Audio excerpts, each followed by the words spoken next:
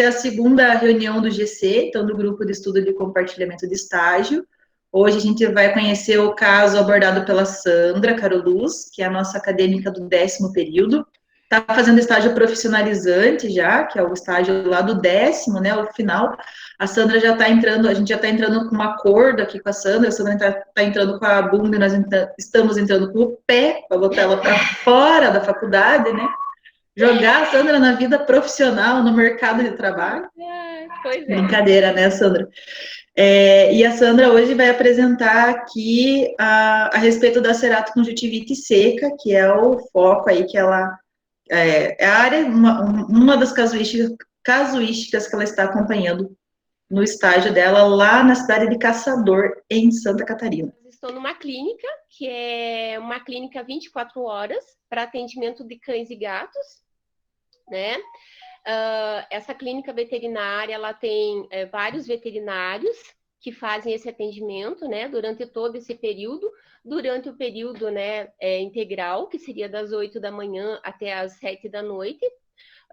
Tem os atendimentos normais, né, com os veterinários que estão lá para consulta, e depois nós temos um período que é o período de plantão, né? A pessoa pode ir lá levar seu animalzinho numa emergência, e eu faço esse trabalho, né, em conjunto com as veterinárias, tá?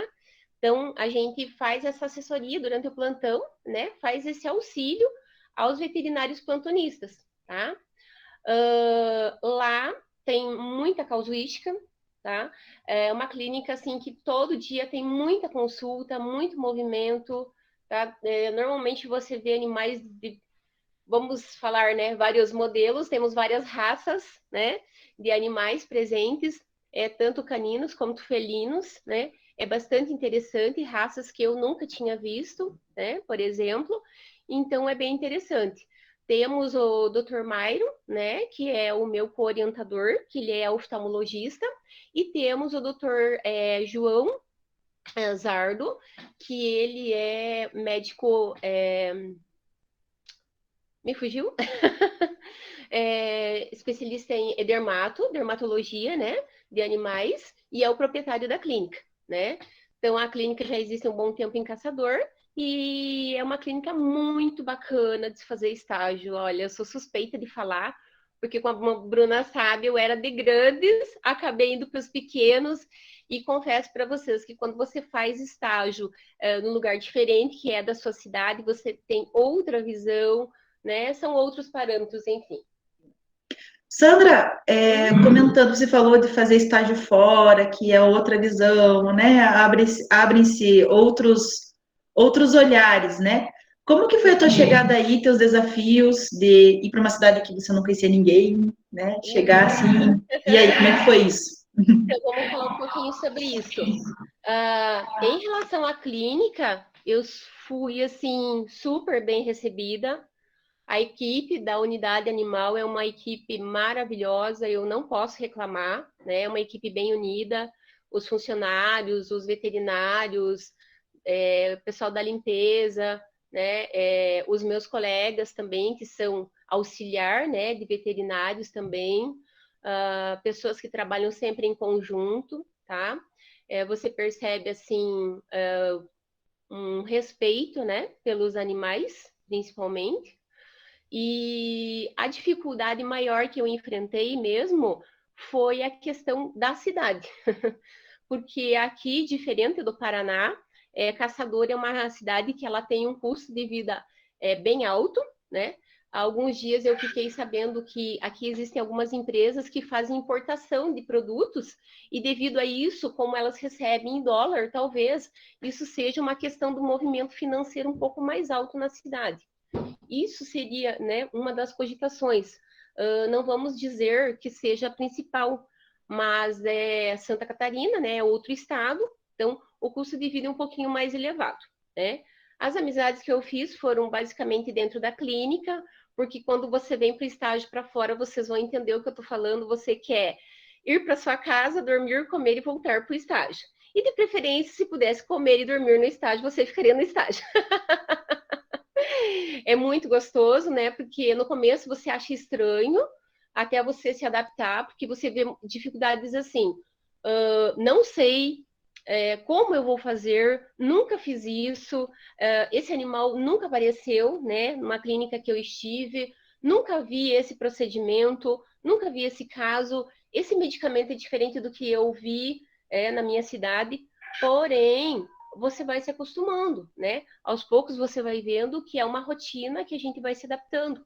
E é óbvio, né, professora, o estudo, né? Você sempre tem que estar apegado à leitura, procure ler bastante, né? Procure informação, procure se informar para onde que você vai, conhecer o lugar, né? Enfrentando um pouquinho de dificuldade também para encontrar moradia, né? Porque aqui é bastante difícil o aluguel, tá? Então eu acho que adaptação do lugar, moradia e custo de vida foram as principais dificuldades. Perfeito. São dificuldades normais de quem faz uma mudança de cidade, né? Sim. Nós tentamos aí direcionar com pessoas conhecidas, né? Ter um contato, outro, mas sempre a adaptação num local diferente, ele é difícil. Mas imagina aí que a boa convivência, amizade com as pessoas do trabalho, né? Vão facilitando, vão quebrando toda essa dificuldade, né? Uhum. Moro também com uma colega que é graduanda em psicologia, né? Então a gente conversa bastante, troca bastante ideia. Uma pessoa que também está graduando, né? Moramos juntas aqui, dividimos uma casa. Então também faz, né, um campo, né, para novas amizades e é bom nessa convivência para que a gente também não. É isso aí. Sandra, antes de você ir para o estágio, eu acompanhei que você fez estágio aqui na clínica do CPBET, né? Sim. Até foi um dos fatores que te fez ir para Caçador, foi justamente a gente ver que você havia tido um momento de dedicação aqui, né? Para que a gente fizesse a indicação de nome para o estágio. O que você sentiu que te facilitou fazer o estágio antes aqui na clínica para daí chegar aí em Caçador? E o que você acha que você foi assim muito despreparada que talvez devesse antes a gente ter caprichado mais? Tá. Primeiramente, a questão da importância do estágio em Pitanga, né? Assim, ó, quando você entra na faculdade, normalmente os professores nos fazem as perguntas, né, básicas. Qual área você gostaria de seguir, né? E todos vão lá, erguem sua mãozinha e, ai, quero grandes, quero ovinos, quero pequenos, amo cães, amo gatos, né? E nós sabemos que no decorrer desses 5 anos, né, professora Bruna, a gente muda muito essa visão. Digo muito. Tá? A professora Bruna vai entender e tá dando risada, porque eu já passei por todas as áreas. Né? Já trabalhei com grandes, com suínos, tive experiência, né, com várias coisas. E no final, né, acabei me focando no estágio da UCP, onde me falaram que eu poderia ficar o tempo necessário que eu quisesse. Por que foi bom? Porque eu aprendi o básico, o necessário, né? Quando você está em casa, né, você sabe que na sua casa, por exemplo, a sua mãe vai te aconselhar, né? Sua mãe, seu pai vão te dar um conselho, né? Os seus amigos de perto também vão ter, né? As pessoas que convivem com você vão te dar alguns conselhos, vão falar, né? Como são as situações, e eu vejo isso, né? Lá eu tive a oportunidade de trabalhar com o professor João Vitor, né? Que inclusive hoje é meu orientador, querido. A Gi também, que é uma pessoa maravilhosa, né, do 9º período, que fez a primeira apresentação. Essas pessoas, elas fizeram o quê? Elas fizeram com que aumentasse meu conhecimento, que né, aprimorasse meu currículo. Coisas básicas, gente, como proceder na recepção do animal, como você deve falar com o tutor, como você deve se portar dentro de uma consulta veterinária, o que você deve falar ou não, né? Ou melhor, nunca falar, né? Quando você é estagiário, né? Todos esses cuidados, qual que são os procedimentos cirúrgicos, tá? O pós-cirúrgico, o durante e o depois, né? Tudo isso você aprende lá. Então, lá eu aprendi como a lavar, como a montar kits, né? todo esse processo, como montar uma mesa cirúrgica, como você acompanha sendo auxiliar, né? Então, você faz todo esse processo. Então, quando você chega numa outra clínica, você não vai ter essa dificuldade e não vai ter que aprender tudo isso novamente, né? Aí é meio caminho andado, vamos dizer assim. Então, tá joia, Sandra. Não vou me estender mais aqui em relação às perguntas de estágio. O pessoal aí, conforme eles forem sentindo necessidade, dúvidas, podem perguntar no chat, depois eu repasso as questões para Sandra. Só lembrando que quem entrou recentemente, dá um oi no chat lá para registrar a participação. Então, na reunião passada, eu acabei anotando os nomes de quem estava, mas hoje eu vou contar ali com o registro do próprio chat, tá? Para poder lançar as horas dele, quem está acompanhando. Exatamente, vai dando oi aí.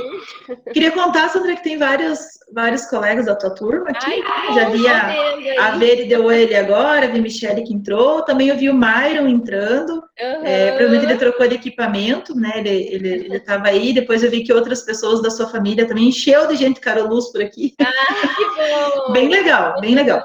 E aí antes de começar a gravar a reunião, estava comentando com a Sandra que é bacana o grupo de estudo porque ela vai acabar apresentando aí o trabalho dela algumas vezes, né? A gente está com a previsão da apresentação de 3 apresentações da Sandra, uma aqui no grupo de estudo, depois mais uma na pré-banca do TC, e daí mais a última lá no TC, onde ela vai ser efetivamente avaliada. Então, lembrar que esse é um dos objetivos do grupo, né? Que os alunos aprendam a fazer essa apresentação, depois a Sandra vai ver o vídeo, vai ver o que ela falou, a linguística, se ela tem vício de linguagem ou não, o que ela poderia mudar, né? Então, um dos objetivos aí vai ser de bastante valia para a Sandra, para poder fazer esse treino do TC, e para os alunos, né, que estão assistindo vão poder conhecer mais a temática da ceratoconjuntivite seca. Então, Sandra, fique à vontade, certo? Boa apresentação. Tá. Bom, então, para quem está chegando agora, né, ou para quem não me conhece, meu nome é Sandra Caroluz, sou acadêmica do 10º período do curso de Medicina Veterinária da UCP. Estou citando aqui também, né, meu orientador, que é o João Vitor Ruefner Sebem, de Pitanga, né?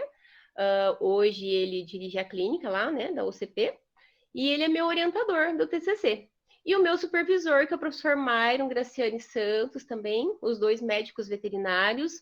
O Dr. Myron é médico veterinário na clínica em que eu atuo aqui no momento, né? Então, hoje eu estou fazendo estágio na cidade de Caçadora, aqui em Santa Catarina, tá? O nome da clínica é Unidade Animal Centro Clínico Veterinário. A clínica, ela é 24 horas, né? Então, temos nessa clínica alguns profissionais que atuam durante o dia, ou seja, das 8 da manhã até as 7, 8 da noite. E aí, a partir da 8 da noite até o 8 do outro dia, inicia-se um plantão, né, veterinário. Então, temos os veterinários que ficam durante o dia e temos também os veterinários que ficam durante o plantão, com, é claro, um enfermeiro veterinário, que é a minha função no momento, tá?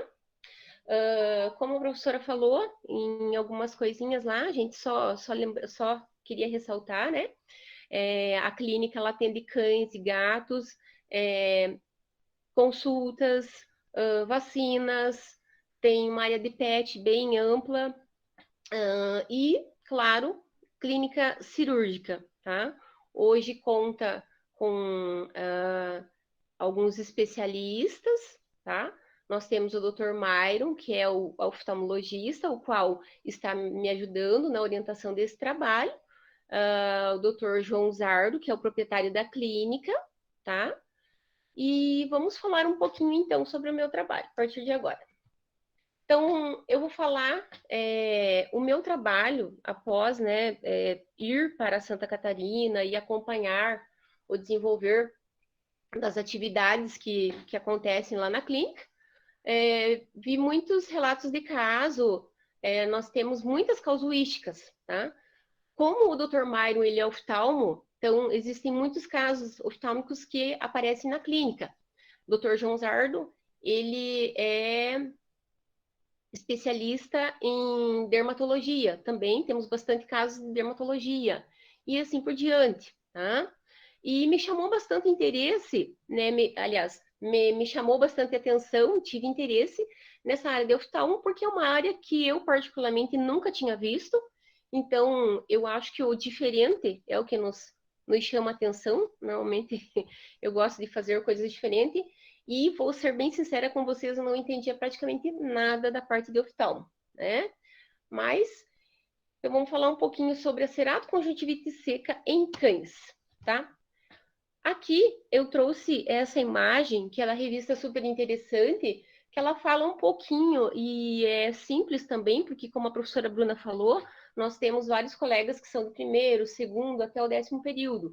Então, tentei colocar algumas imagens de uma linguagem bem tranquila para que todos pudessem observar e acompanhar. Os humanos, né, nós temos um grau aí de visão, né, de 180, tá? E os animais, como vocês estão vendo aí, eles chegam até um grau de até 270, tá? Então, eles têm uma visão bem mais aprimorada que a nossa. O que eu vou falar um pouquinho aqui, né? Gostaria de mostrar aqui para vocês, então, a glândula lacrimal, né?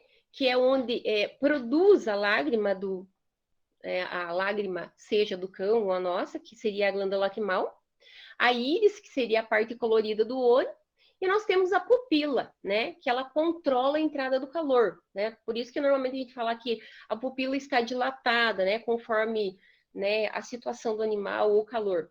E temos também a terceira pálpebra, que ela faz essa proteção do olho, tá? Quais que são as alterações, então, nesse sistema lacrimal? Tá? O sistema lacrimal, ele apresenta duas categorias aí que seriam, né, na parte lacrimal. Primeiro, seria a insuficiência em produzir a lágrima, tá? Ele não consegue produzir essa lágrima, né, no olho. Ou então seria a inabilidade de drenar essa lágrima, porque ela pode ter alguma obstrução, por exemplo, tá? Pode acontecer as duas juntas? Pode acontecer as duas juntas, né? Tanto o primeiro e o segundo. Seria tanto a insuficiência quanto a inabilidade, tá? Na inabilidade, então, ele não consegue drenar a lágrima, tá? E ele acaba obstruindo essa região, tá? O que é, então, a ceratoconjuntivite seca, né? A CCS. Ela é uma enfermidade ocular, é bastante comum em cães, porém existe também, né, em felinos. Ela faz a diminuição ou a não produção da parte ocosa desse filme lagrimal. Então, ou o animal ele não vai produzir a lágrima, ou ele vai produzir muito pouco, que não é suficiente, né, para poder hidratar o olho, tá? Ele vai causar um ressecamento e uma inflamação também, né, da conjuntiva e da córnea. Ele vai causar também dor ocular, é claro, né? E ela é uma doença progressiva e ela pode estar reduzindo também a visão do animal. As causas, né? Então, pode ser um agente infeccioso, como a sinomose, pode ser um defeito congênito, né? Pode ser um trauma, por exemplo, né? A estação também da glândula da terceira pálpebra, porque às vezes é retirada a terceira pálpebra do animal, e a gente até vai falar sobre isso um pouquinho para frente, que é o que aconteceu com um dos animais do relato do caso. Um trauma, uma batida que ocorreu ao animal também, né? Pode vir a desenvolver a CCS, tá? Ou até um fármaco utilizado, ele pode ser tóxico para o animal, né? Um uso prolongado, por exemplo, ou imunomediado. O que é imunomediado? Né? É um processo do próprio organismo contra a glândula que não faz essa produção, tá? Predisposição genética, né? Existe sim, bastante, tá? Então, bulldog inglês, Terriers, várias, né? Nós temos. Pugs, Yorks, Cocker, Schnauzer, Poodle, aqui tem Shih Tzu e tem algumas outras também. Hoje a gente vai falar de uma raça que não está aqui, mas para vocês terem noção que ele acaba sendo predisposto em várias raças, tá? Aqui são fotinhas já das nossas meninas, tá? Como vocês podem ver, essa primeira foto é um animal que está bem apático, né? Possível ver a presença da apatia, de dor. A segunda foto é de como fica mesmo, né, a imagem do olho, né? Ali vocês verem que tem como se fosse uma secreção ali grudadinha, uma vermelhidão também no olho, né? Então, aí a gente já entra nessa parte dos sintomas clínicos, que eu gostaria de explicar bem. Ela pode ser decorrente de uma ceratoconjuntivite crônica, tá? A principal característica que a gente vê, que é bastante comentada no que eu li em relação a livros e artigos, tá? É a presença da secreção mucosa purulenta com essa impressão de uma conjuntivite bacteriana, que é o que vocês estão vendo nessa fotinho, tá? Outras coisas seria a hiperemia conjuntival, a opacidade corneal também, o prurido mesmo, a vascularização, né, a vermelhidão que pode ficar ali superficial. Como que é feito o diagnóstico, né?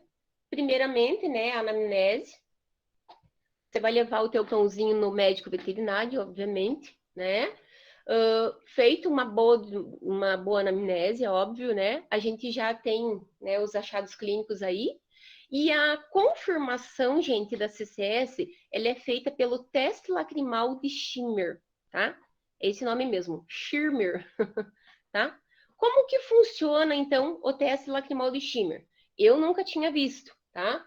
Então, para quem não viu, é bem interessante. É uma fita que você coloca no olho do animal e durante 1 minuto ele vai estar medindo a quantidade de lágrimas que tem ali nesse local, a quantidade de produção que tem nesse local, aliás, tá?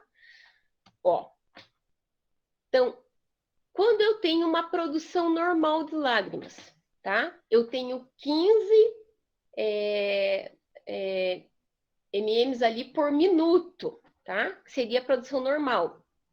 De 11 a 14, ele já é um início ou até uma CCS subclínica. De 6 a 10, eu já tenho uma CCS moderada. Quando essa tabelinha está abaixo de 5, isso já é uma CCS bem severa, né? Como que eu posso fazer o tratamento da CCS, da ceratoconjuntivite seca, tá? Eu posso fazer através de medicamento, que seria a substituição da lágrima e um estimulador de produção de lágrima, no caso, que é feito através, né, de colírios que você vai estar aplicando. É importante lembrar, gente, que esses colírios eles têm que ser aplicados meio que constante, justamente porque não tem, né, a produção da lágrima, então ele vai evaporar bem rápido. Quais são os medicamentos que são utilizados, né? A ciclosporina, o tacrolimus, no caso ali os nomes comerciais que são o Lacre, o Tobracin, tá? E no caso daí a gente faz o controle também de uma infecção secundária feito também com antibiótico, né? Passa uma pomadinha no local, tá? E como eu já tinha falado, administração com frequência, por quê? Porque acontece a evaporação desses produtos, tá? O tratamento cirúrgico também é indicado por quê? Quando que eu vou fazer o tratamento cirúrgico? Quando o medicamentoso ele não deu certo. Porque muitas vezes o animal ele usa diferentes produtos e não consegue, né? A melhora. Então, é feito o tratamento cirúrgico. Como que é o tratamento cirúrgico? É a transposição da glândula salivar que é colocada, né, na parte ocular. Qual que é a prevenção da CCS? Primeiramente, o acompanhamento veterinário. Se você comprou ou você adotou, se você tem um animalzinho, levou desde pequeno no teu médico veterinário, ele vai estar fazendo acompanhamento, tá? Do teu animal. E é óbvio que qualquer alteração, o teu médico veterinário vai estar falando para você a respeito do que está acontecendo, né? Então, se ele observar qualquer alteração no olho do animal, ele vai, né, falar para você, tá? Então, isso já pode ser controlado, né? Agora, se você não levar o seu animal, se você não tem esse acompanhamento, é difícil, porque muitas vezes quando você chega, o caso já está bem mais avançado, né?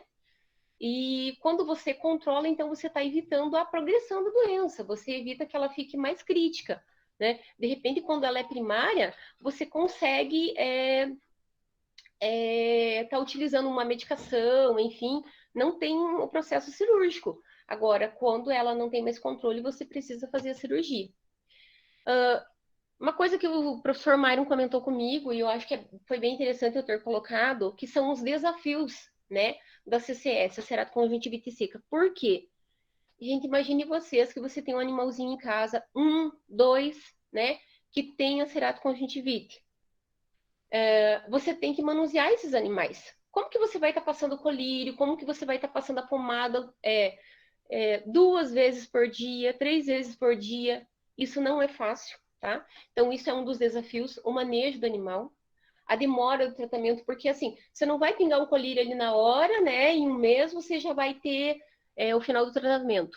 O acerto também, né, da medicação, porque muitas vezes você começa com uma medicação, essa medicação não dá certo, e aí você tem que mudar. Os custos também, porque você tem que entender que é uma medicação mensal, que você talvez vai levar meses, talvez um ano para fazer o tratamento do teu animalzinho, né? E até uma possível invalidação do tratamento, né? Você fez um tratamento durante um tempo, ele não foi válido, e o teu veterinário vai falar assim, olha, infelizmente o tratamento medicamentoso não teve validade, então a gente vai ter que partir para a cirurgia. Então isso é um desafio que o tutor ele vai enfrentar e ele tem que entender que é normal, né? Então agora vamos para o nosso relato de caso, tá? Fiz o relato de caso, então, de 2 irmãzinhas Beagles, tá? Muito queridinhas. Aqui nas fotos, tá? Eu fiz questão de fazer 3 fotos, que seriam as duas, onde elas estão juntas, é o pós-cirúrgico já, e as outras 2 fotos é onde apresenta, né, uma quantidade com um pouco de muco, e o outro olho também que está bem ressecado. Isso é possível visualizar já na foto. Cães, fêmeas, raça Beagle, irmãs, convivência, tá? O histórico delas. Elas tinham secreção ocular, desconforto, e elas já tiveram outros tratamentos sem êxito. Porque quando elas chegaram até o consultório, né, com o médico veterinário Dr. Myron Graciani, elas comentaram que elas já haviam feito outros tratamentos. Mas o que acontecia? Fazia o tratamento e algum tempo e voltava todo o processo. Fazia algum tipo de tratamento e voltava. Colírios, pomadas, enfim, o resultado era imediato, né, mas não durava. Uma das fêmeas, ela fez a retirada da terceira pálpebra, como eu comentei com vocês lá. Quando a gente faz a retirada da terceira pálpebra, há um indício, né? É uma das possibilidades de se desenvolver o CCS, tá? Porém, elas não tiveram a perda da visão, nenhuma delas, tá? Só gostaria de ressaltar também que a fêmea que retirou a terceira pálpebra é justamente a fêmea que teve o processo mais afetado, tá? Como que a gente vai fazer, como foi feito o diagnóstico, né? Então, a consulta, a anamnese, foi muito bem feito, obviamente, como falei, ela foi, consultou, o doutor fez uma anamnese, os parâmetros estavam normais, então, quando a gente fala de parâmetros, né, acho que todo mundo entende, mas vamos falar um pouquinho aqui. A temperatura, né, média de 38,8, a frequência de 95 a 100 batimentos por minuto, as mucosas, elas estavam normocoradas, ou seja, elas estavam hidratadas, não tinha presença de dor abdominal, os linfonodos também não estavam reativos à palpação, e aí foi feito o quê? O teste de Schimmer, tá? Então, a paciente 1, o Schimmer ele estava em 0,3 no olho direito e 0,8 no olho esquerdo. Então, já estava baixo. Agora, a paciente 2, ela já estava com 0 no olho direito e 0,6 no olho esquerdo. Muito mais abaixo, né? Então, aí já se percebeu a possibilidade da CCS. Um tratamento pré-operatório, porque, obviamente, foi optado pela cirurgia. devido aos vários medicamentos que foram tentados e não tiveram sucesso, tá? Então, nós temos ali o Estomorgil, ele vai fazer uma profilaxia das bactérias, né, da boca. Por quê? Porque nós vamos retirar a glândula da boca do animal para ser reposta na parte ocular. Então, quando foi utilizado, né, o Estomorgil para fazer um leito séptico para realizar o procedimento cirúrgico, tá? O Zipred, também via tópico, né, uma gota BID, e a ciclosporina também TID, tá? Botando aqui, tá. O tratamento cirúrgico em si. Então, aí foi feito a transposição das glândulas salivares, tá? Então, na primeira foto, nós estamos vendo, não sei se vocês conseguem enxergar bem aqui o procedimento, porém é feito a retirada dessa glândula, tá? Essa glândula é retirada, ela é umidificada ali no soro e depois ela é reimplantada na parte ocular, né? E feita a sutura, tá? Esse é o procedimento. O pós-cirúrgico do animal, né? Então, depois de ter feito, né, toda a cirurgia, a melhora na produção lacrimal foi de 2, aí já aumentou de 2 por olho, tá? E a melhora no tempo também da ruptura do filme lacrimal em comparação à primeira avaliação, né, qual era 2 segundos para 3,7 segundos. Então, a gente já viu uma grande melhora, tá? E, é claro, um tratamento pós-operatório, tá, que foi utilizado. A prednisolona oral, 1 miligrama quilo, também por 10 dias. Aí foi sendo feito o desmame, né, a partir do 8º dia. O Estomorgil também, que é um antibiótico também, né, da terapia da boca, como a gente falou, que foi feito um procedimento da glândula. O Zipred, né, como um lubrificante. O lacre também e a ciclosporina, tá? O diagnóstico foi bom, né? Foi obtido um bom resultado, tá? Elas estavam... Isso aqui já é o pós-cirúrgico. Infelizmente, eu não consegui colocar um videozinho, que eu gostaria de ter colocado um videozinho para vocês, mas esse é o pós-cirúrgico, então não teve nenhum tipo de complicação, né? É rápido e elas... né? O prognóstico, enfim, foi bom. Eu acho que é isso, então. Muito obrigada. Estou disponível às perguntas. Maravilha, Sandra. Obrigada aí pela tua explanação. Se você entrar ali agora, onde está escrito você está compartilhando, se clica do ladinho, se clica aí e agora parar a apresentação para você poder nos ver, né? Isso. Senão você acaba não nos vendo. Beleza, parabéns. Parabéns pela tua apresentação. Uma técnica bem diferente, né? Eu imagino que realmente pouco abordada na faculdade, porque a gente tem um zilhão de coisas para abordar, né? Nos processos aqui das clínicas, das cirurgias, né? Então, acho que foi uma... Ixi, a Sandra foi de novo. Acho que ela clicou em algum lugar. Deixa eu esperar ela voltar. E aí, assim que ela voltar, eu faço as perguntas. Pessoal, quem tiver pergunta sobre o caso da Sandra aí, pode colocar ali do ladinho no chat, pode fazer ali que eu vou fazer a leitura das perguntas. E também quem está assistindo, mas ainda não deu um oi, dá um oi lá, porque é através do chat que a gente vai registrar a participação de vocês. Lembrando que a participação no grupo de estudo aqui, no dia de hoje, ele contabiliza 1 hora complementar para vocês. E aquelas criaturas abençoadas que fazem perguntas, né, e que estão com dúvidas, essas aí têm a carga horária dobrada, então elas ganham 1 hora extra, né, na participação do grupo. Então, vou dar uma massaginha lá para a Sandra. Oh, voltou! Imagina, Sandra, se a gente vai liberar o áudio, desliga a chamada, é normal. Quando a gente cria o hábito de usar o Meet, vai ficar uma beleza, mas quando a gente não tem o hábito, isso acontece várias vezes comigo. Acho que é a segunda vez que eu estou fazendo, então. Exatamente, eu vou fechar o áudio e acaba desligando a chamada. Normal, acontece mesmo. Sandra, tem 2 perguntinhas até o momento para você, ou 2 que eu vi, né? Já vou dar uma olhadinha nas demais. E aí eu também separei uma perguntinha para te fazer. Tá? Primeiro, a Isadora, lá do 7º período, ela perguntou se o tratamento ou a cirurgia que é feito aí para ceratocondilite seca, ela é definitiva, se a cirurgia é definitiva ou se essa doença pode voltar, pode desenvolver de novo. Então, pelo que eu sei, ela pode reaparecer, tá? Porque, assim, dependendo de... talvez você possa fazer em um dos olhos, né? E ela possa aparecer no outro, mas pelo que eu sei, ela pode voltar a aparecer sim, doutora.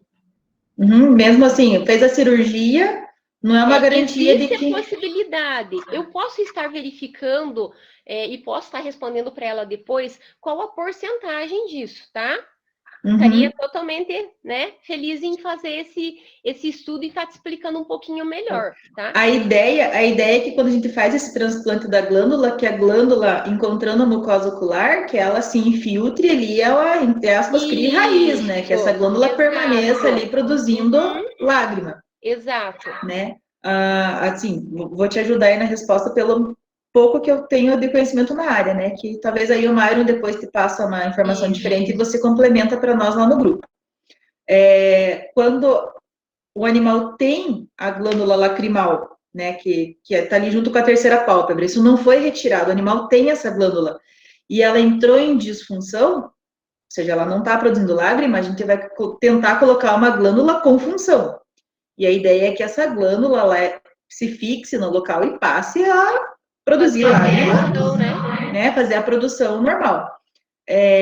Na teoria, não é para parar de novo. Se parar por uma segunda vez a produção de lágrima, a gente vai ter que fazer uma investigação mais a fundo do porquê. Daí pode ser um conceito viral, né? Enfim.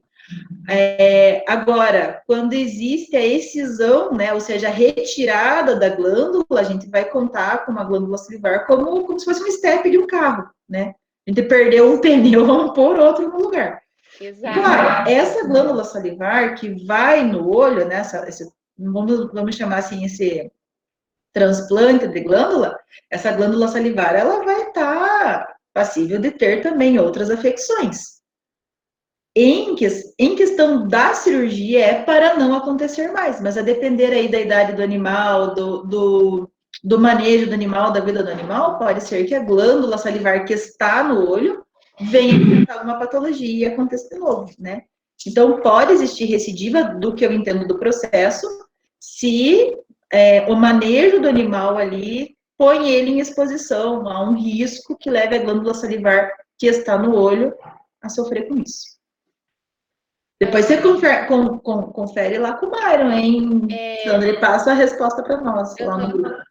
Pelo que eu li também, como só complementando o que você acabou de falar, que quando é feita a cirurgia também, claro, tem todo esse processo de cuidado, porque se ele sofrer um trauma, né, vamos supor, uma briga, qualquer coisa que cause, né, a lesão ali, como você falou, infelizmente ele pode perder, né? Ele já está com o step, né? Causou algum outro procedimento, ele pode, né, acontecer a perda também nessa, tá? Então, existe a possibilidade, né? Agora vamos saber a porcentagem, posso voltar a falar também com ela depois para... Beleza. Você já prepara essa pergunta para no dia da banca, você tá afiada, hein, Sandra? Tá bom. Aí a Andressa, que é da mesma turma da Isadora, perguntou se essa patologia tem relação com a idade do animal ou se pode acometer animais em qualquer idade. Olha, doutora, eu não me lembro da parte em que eu li, tanto dos livros quanto de relatos de tese, que eu acabei lendo bastante coisa em relação à idade inicial, tá? Eu não posso confirmar, tá? Mas eu creio, como a gente falou ali, que são vários fatores, né, que predispõem a CCS, então eu creio que ele não pode, talvez, nascer, eu não li isso, tá? Então não vou confirmar, mas talvez ele já possa desenvolver no período inicial, né, quando pequeno. Seria isso que ela gostaria de saber? Isso. Na verdade, a próxima pergunta é basicamente a mesma que você acaba respondendo. A Andressa perguntou se o animal poderia desenvolver jovem a patologia. Né? E a Rafa é do terceiro período, na sequência ela pergunta se o animal pode nascer com essa patologia já. Olha, eu particularmente não lembro de ter relato de animal que vai nascer com a patologia, né? Mas, aí ajudando a Sandra também na resposta, vamos lembrar que uma das causas aí pode ser o trauma. Então, na idade jovem, é possível, sim, que o animal perca a disfunção da glândula jovem ainda, né? Então, eu acho que a pergunta da Andressa era assim, tipo, só animais mais idosos vão ter essa patologia ou pode acontecer em qualquer idade? Eu acredito que pode acontecer em qualquer idade. Qualquer idade. Devido a N fatores. Como a Sandra comentou ali, a sinomose pode ser uma das causas. A gente vê muita sinomose em animais jovens, né, e que pode aí futuramente desenvolver essa patologia. Isso. Agora a Veri fez uma pergunta, a Veri é da turma da Sandra aí. A Veri perguntou se pode ter alguma relação com o clima, essa patologia. Também, do que eu li, não li nenhum relato em relação a clima. Pode ser que o animal tenha alguma outra doença ocular, e essa doença ocular em relação a talvez a clima ou toxicidade de alguma coisa possa levar a CCS, né? Mas não que o clima em si possa fazer, né, com que ocorra a CCS em si. Eu concordei com você, acho que a tua resposta foi bem assertiva. O Igor, terceiro período, perguntou, mesmo depois da cirurgia, os pacientes devem usar os medicamentos até o final da vida? Tem um tempo que usa medicamento, vai até o final da vida? Como que funciona? Também não li relatos até o final da vida, professora, mas eu creio assim, que isso vai da avaliação do médico veterinário, porque é um animal que ele vai ter que ser constantemente avaliado depois da cirurgia, tá? Então, assim, Igor, ele vai voltar depois da cirurgia, né, para uma avaliação, provavelmente, e o médico, de acordo com o resultado da cirurgia, é que vai avaliar o que ele deve estar utilizando ou não, tá? Então, como nós falamos, assim como tem alguns animais que vão desenvolver bem, talvez algumas cirurgias não tenham total sucesso e ele opte, por exemplo, por algum medicamento, tá? Mas não existe, na bibliografia que eu li, pelo menos, que fale que até o final, assim, da vida. Lembrando aí que os colírios, né, vão ajudar, a função do colírio vai ser lubrificar o olho quando a glândula não tem essa capacidade. Então, se de repente a cirurgia, se por algum motivo pós-cirúrgico, a glândula não produzir essa lágrima ou produzir de forma insuficiente, o colírio vem para auxiliar, né? Sim. A Vânia fez uma pergunta que eu achei muito legal, a Vânia é do primeiro período. E ela perguntou assim: as duas cachorras eram irmãs, será que deu nas duas geneticamente? Será que foi uma questão genética? Então, eu até questionei para o Dr. Myron, mas, na verdade, assim, elas já vinham, elas já chegaram no consultório, né, com alguns outros, com sintomas, e é importante lembrar que elas já tinham ido para outros consultórios e feito outros tratamentos. Então, Vânia, é assim, ó, a gente não pode dar certeza que foi genético, porque como, novamente, né, as causas, né, professora? Como são várias causas, vai que de repente foi até a intoxicação, algum outro procedimento, tá? Então, elas tinham convivência, mas posso questionar para responder melhor, Vânia, também, que isso também ficou um pouco, tá? Legal. A gente pode dar uma certeza na questão genética quando a gente não tem o fator ambiente sendo maior do que a questão genética. O que eu quero falar com isso? Por exemplo, a gente sabe que de uma ninhada onde tem um cachorro com cada proprietário, casas diferentes, aparece a mesma doença. Aí a gente vai ter, assim, tipo, um pé na certeza que o problema era genético. Agora, como as duas cachorras vivem na mesma casa, pode ser até um erro de manejo do proprietário. Pode ser um problema do ambiente que elas vivem, pode ser um vírus lá que tinha na casa, ou pode ser, enfim. pode ter um padrão racial ajudando aí. Por quê? Porque o Beagle, ele tem uma predisposição à protusão da terceira pálpebra, né? O cherry eye, que é o olho vermelho, né? Então, aquela olho de cereja, né? Que sai a terceira pálpebra, ela fica exposta. A gente vê isso um pouco mais no padrão racial, mas não que a causa seja o pai ou a mãe, a genética dos animais. E essa protusão da terceira pálpebra pode levar a ceratocondilite seca, né? Como a Sandra explicou aí na apresentação. Mas como essas duas cachorrinhas, elas convivem no mesmo ambiente, sempre que existem fatores patológicos, a gente tem que considerar se existe uma herança genética, se a gente consegue excluir ambientes. Se são ambientes diferentes e aparece a mesma doença em irmãos, a gente põe o pé na genética. Agora, se os irmãos vivem no mesmo ambiente, pode ser uma causa ambiental, né? Então, a investigação aí teria que acontecer com o quê? Com os outros animais da ninhada, ver se o pai apresentou, se a mãe apresentou, se um tio, se um avô dos animais apresentaram, para a gente ter uma certeza que seria por questão genética.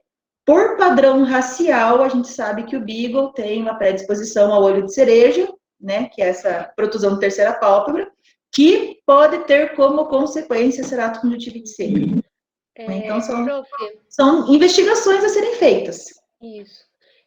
Só gostaria, assim, de acrescentar que, como também é uma pessoa que já levou outros profissionais e, né, ela acabou levando a clínica, eu penso, assim, que se eles já tivessem, desde pequenos, ela teria relatado isso também, né, ao médico veterinário, sabe? Então, agora me passou isso, né, acabei esquecendo de comentar sobre isso. Então, não foi citado essa causa, por exemplo, né? Desde pequenos. Uhum. Tem mais uma pergunta da Marielle que diz assim: qual pode ser o motivo de volta mesmo após a cirurgia? O manejo dos animais seria um fato, tá? Porque a gente sabe, vamos entender o seguinte, tá? Nós temos tutores e tutores, né? Então, nós temos aquele tutor que ele vai fazer todo o procedimento que você mandar, no horário que você mandar, com o medicamento que você pedir, tudo certinho. E nós temos aqueles tutores que não vão usar o medicamento, que não vão dar a alimentação certa, que vão deixar ele ter convivência com outros animais e assim por diante, tá? Então, eu acho que o manejo seria um motivo, né, para que voltasse. Até uma própria reação do organismo, né, professora? Porque talvez o organismo ele possa rejeitar essa glândula, tá? Isso também poderia acontecer. Ou até, não seria dentro do manejo, mas de um trauma, né, por exemplo, né? Um acidente, enfim, com o animal, isso também poderia acontecer. Não sei se eu respondi a Marielle, mas eu acho que seriam os 3 motivos mais... Legal. Eu acho que a rejeição aí não se aplica tanto porque a glândula já vem do próprio animal, né? Uhum. Então já é uma parte do corpo do animal. Acho que o fator rejeição talvez possa acontecer, confirma lá com o Mairo, mas talvez numa porcentagem muito reduzida. Baixa. Mas por exemplo, se o trauma na glândula lacrimal aconteceu por, digamos, uma briga que o animal teve, e aí ele substitui pela glândula salivar, e o animal continua tendo a briga, continua tendo o fator de exposição ali que levou a glândula a parar, a cessar a produção, vai acontecer de novo, né? Então tem que ter esse manejo legal aí. Sandra, tem vários parabéns ali para você, a galera da tua sala tá te dando parabéns, o pessoal agradecendo as respostas que você deu, né? A Rita comentou que ela, olha só que legal esse compartilhamento, porque a Rita comentou que estava acompanhando uma cachorra e não tinha visto ainda sobre esse tema e talvez possa ser a mesma patologia e ela vai buscar saber mais. Então, essa é a intenção aqui, né? A gente trocar essas experiências para aprimorar o conhecimento de todos. Sandra, eu queria, já está quase aí, tá na hora de a gente ir para a aula, né? Eu só queria te fazer uma pergunta que, a depender da região de estágio que a gente faz, os profissionais que a gente acompanha, tem termos que são específicos do lugar, né? Tem coisas que você fala aí, agora, que são termos aí na clínica, que não são aplicados aqui. O pessoal aqui da OCP, eles tiram sarro porque, por exemplo, na cirurgia, quando tem um pelo ali no local da cirurgia, eu aprendi que o nome disso era pelo cirúrgico. E o pessoal aqui nunca ouviu falar, eles tiram sarro que eu falo pelo cirúrgico, né? Mas foi o formato que eu aprendi quando eu estava na graduação, aqui eles não usam. E aí você falou um termo que a gente até utiliza, mas não com frequência aqui nessa região de Pitanga, que foi o medicamento de leito séptico. Você falou assim, esse medicamento faz para leito séptico. Lembra que você falou isso? Não? Explica para o pessoal aí o que é o leito séptico. Eu falei sobre o medicamento que o animal deveria tomar antes, no caso, no pré-cirúrgico, né? Então, Isso. é assim, o animal, ele precisava tomar, acho que é prednisolona, né, que eu falei. Ele vai fazer, não posso usar uma palavra, limpeza, mas ele vai ajudar na limpeza, tá? Quando eu falo leito, gente, é porque a glândula, ela foi retirada da parte da boca do animal. Então, vamos entender o seguinte. Quando a gente fala que a boca, ela é suja, quando a gente fala que a língua é suja, contaminada, isso é muito verídico, né? Porque o animal, ele acaba comendo diversas coisas que nós não temos, assim, como saber, tá? E, às vezes, essa parte, ela vai estar muito contaminada. Imagina se você não dá um medicamento que faça essa limpeza e tire toda essa parte suja, né? Digamos, essas bactérias, tudo que tem ali, e você utiliza essa glândula. O que pode acontecer? Pode, né? Não vai dar certo a cirurgia. Ele pode ter um problema muito pior, porque ele vai causar uma infecção bacteriana, por exemplo, né, na parte ocular. Então, eu acho que não sei se vocês conseguirem entender, mas o leito séptico é fazer a limpeza da boca para a retirada da glândula que será utilizada na parte ocular, tá? Ficou um pouco claro? Ficou, sim. Já vai preparar o corpo do animal para receber um material que, entre aspas, pode vir sujo, né? Então, a gente já entra com uma medicação antes, já preparando aí o corpo do animal para lutar contra micro-organismos, isso que a gente vai colocar aí, possivelmente, uma região, entre aspas, suja dentro do organismo animal, pode haver uma infecção. Então, a gente já deixa os níveis de células que lutam pela defesa do organismo, né? Já deixa alto lá, para ter bastante combatentes contra qualquer vírus, bactéria, enfim, que possa entrar aí. Lembrando que a gente vai expor também a exposição cirúrgica, tanto da boca, a retirada da glândula da boca também abre uma porta para que quando o animal lamber, se alimentar, se lamber, e aquele local onde foi retirada a glândula também é uma porta de entrada de bactérias, de vírus e tal, né?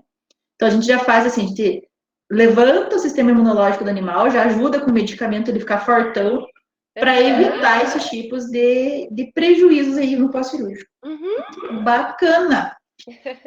Gente, eu não vou abrir mais espaços para perguntas, porque já deu o nosso horário, agora tem que correr para a sala de aula, né? É um tema bem gostoso, diferente, né? É um tema diferente, chama muito atenção. Parabéns, Sandra, por ter escolhido o tema, porque realmente chama atenção, né? É um tema diferente, né? Do habitual do dia a dia. Acho que você está tendo uma experiência muito legal com o Myron aí, com o João, justamente pelas especialidades, né? Que são diferenciadas, e eu acho que você está tendo um crescimento bem bacana aí. Tá certo? Aos demais participantes do grupo, agradeço muito a presença. Você estava com um público bem bacana aí. Quem não deu oi, dá um oi lá no chat para registrar a presença, né? A gente agradece a todo mundo que colaborou fazendo as perguntas. A Sandra já se prepara com essas perguntas para o dia da banca. Ela já está assim, afiada para responder. Vai tirar algumas dúvidas com o Myron agora. Posso agradecer? Com certeza absoluta. Antes que o povo saia, né? Gostaria de agradecer aos colegas da minha turma, a você, Cordy, que foi um amor, conseguiu meu estágio, ao meu orientador, professor João Vitor, também, que é um amorzinho comigo, querido, né? Meu irmãozinho mais novo. E professor Myron também, Myron, muito obrigado por todo o carinho, por toda a paciência comigo. Dr. João Zardo também pela oportunidade de estágio, porque eu amei a clínica, né? Sou suspeita de falar, né? Adoro animais, mas enfim, estou amando o estágio aqui. Obrigada a todos, né, que tenham acompanhado o meu trabalho e aguentado a minha chatice nesse momento. Família, amo vocês. Pai, Josi, Cailó, João Eduardo, todo mundo que está me assistindo. Que Beijo massa, grande. legal, Sandra. Nós também Imagina. agradecemos a Uhum. parceria, né, com a comunidade animal, já vem de tempo aí, graças a Deus, com o João e Uhum. com o Myron, uma amizade de bastante tempo que nos permite aí essa troca de experiência com os nossos alunos. Então, tá jóia. Então, Sandra, desejo boas outras apresentações para você. Obrigada. Né? Espero que você tenha gostado da experiência, essa experiência Gostei. inicial, que você tire proveito das perguntas, dos questionamentos que foram levantados, né? Uhum. Eu já vou guardar alguns aqui para fazer no dia da tua banca de novo. Né? Já vou passar o vídeo para os professores, para a gente já saber o que vai perguntar aí, para você sair bem. Tá certo? E bons estudos por aí. Um beijo, um abraço. Obrigada, até logo. Beijo, tchau. Pessoal, boa noite a todos. Tchau e vamos para a aula. Boa noite. Até. Boa noite. Tchau.